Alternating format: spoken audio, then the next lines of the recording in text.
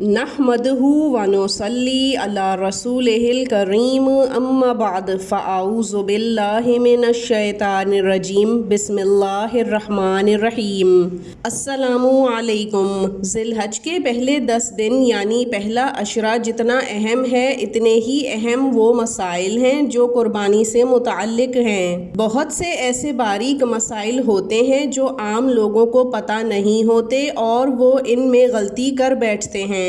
قربانی سنت ابراہیمی ہے اور اللہ تعالیٰ کی طرف بہتر سے بہترین انداز میں اس کو پیش کرنا ہر مسلمان کی کوشش ہوتی ہے۔ آج ہم آپ کو کچھ ایسے چیدہ مسائل کا جواب بتائیں گے جو کہ بہت سے لوگوں کے ذہنوں میں آتے ہیں لیکن ان کو اس کا حل نہیں ملتا۔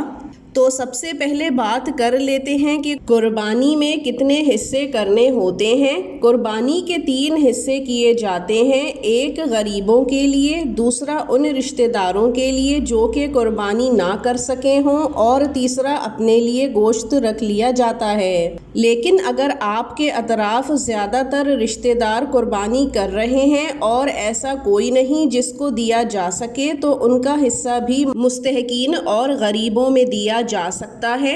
دوسرا سوال یہ ہے کہ گوشت کی تقسیم کیسے کریں، وزن کر کے یا پھر بغیر وزن کیے ہوئے؟ تو یہ جان لیجئے کہ قربانی کے گوشت کی تقسیم وزن کر کے کرنا واجب ہے۔ اگر گوشت میں 7 حصے ہیں اور سب اس بات پر بھی راضی ہیں کہ بغیر وزن کے حصے تقسیم ہو جائیں تو ایسی صورت میں فرق نہیں پڑتا، تب بھی وزن کر کے حصے کرنا واجب ہی رہے گا۔ لیکن اگر چاہیں تو تمام گوشت کو جمع کر کے اس کے ساتھ الگ الگ ڈھیر بنا دیں اور ان تمام میں کلیجی شامل کر دیں جو کہ برابر حصے میں ہو، تو اس صورت میں بھی گوشت تقسیم کیا جا سکتا ہے، لیکن پھر بھی احتیاط بہتر ہے۔ تیسرا سوال یہ ہے کہ کیا حصے ڈالنے والے جانور میں اگر کوئی سود خور، رشوت خور یا حرام آمدنی والا شخص شامل ہو جاتا ہے تو کیا باقی حلال کمانے والوں کی قربانی ہو جائے گی یا نہیں ہوگی؟ تو ایسی صورت میں اگر کوئی ایسا شخص ہے جو کہ اجتماعی قربانی کا اہتمام کر رہا ہے تو اس کو چاہیے کہ وہ اچھی طرح سے چھان پٹک کر لے کہ جو لوگ حصہ ڈال رہے ہیں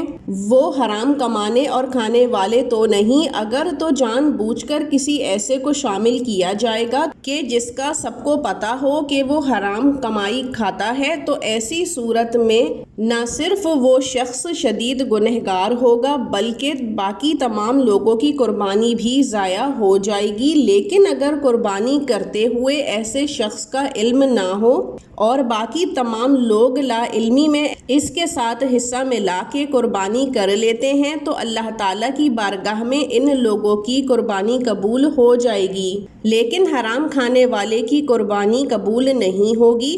چوتھا سوال یہ ہے کہ کیا قربانی کے گوشت کو غیر مسلموں کو دیا جا سکتا ہے؟ تو بالکل دیا جا سکتا ہے۔ ایسے غیر مسلم جو کہ غریب ہوں اور سارا سال ہی تقریباً ان کو گوشت کھانے کو نہ ملتا ہو تو ان کو گوشت دیا جا سکتا ہے، کیونکہ دین اسلام غیر مسلموں کے ساتھ بھی اچھے سلوک پر مسلمانوں کو پابند کرتا ہے۔ پانچواں سوال کہ کیا قربانی کا گوشت سارے کا سارا قربانی کرنے والا رکھ سکتا ہے؟ تو اگر کوئی ایسا شخص جو کہ بے انتہا غریب ہو اور اس کو اور اس کی اولاد کو پورا سال ہی گوشت کھانے کو نہ ملتا ہو لیکن وہ قربانی کا اہتمام اللہ تعالیٰ کی رضا کے لیے کرتا ہو تو ایسی صورت میں اس کی اولاد کا حق پہلے ہوگا اور وہ سارا گوشت اپنے پاس رکھ کر استعمال کر سکتا ہے۔ چھٹا سوال قربانی کے گوشت کو کتنے عرصے تک رکھا جا سکتا ہے؟ تو قربانی کا گوشت جتنا چاہے عرصہ رکھا جا سکتا ہے، لیکن بہتر یہی ہے کہ اس کو جلد استعمال کر لیا جائے۔ یہ طبی طور پر بھی اچھا رہتا ہے اور اسلامی طور سے بھی بہترین ہے۔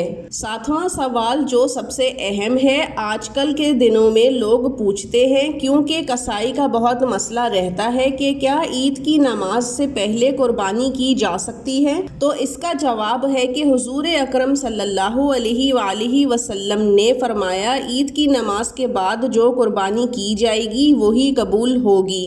اب اس پہ فقہائے کرام لکھتے ہیں کہ اگر جس شہر میں آپ رہتے ہیں اس پورے شہر میں کہیں بھی ایک جگہ عید کی نماز ہو چکی ہو، پھر چاہے آپ نے عید کی نماز ابھی تک نہیں پڑھی تو بھی آپ قربانی کر سکتے ہیں، لیکن عید کی نماز آپ کے شہر میں ہو چکنی ضروری ہے۔ لیکن اگر آپ کے پورے شہر میں کہیں عید کی نماز نہیں ہوئی ہے اور آپ نے بھی نہیں پڑھی ہے تو ایسی صورت میں آپ قربانی نہیں کر سکتے، اور اگر قربانی کر لی تو وہ قربانی ہی نہیں مانی جائے گی۔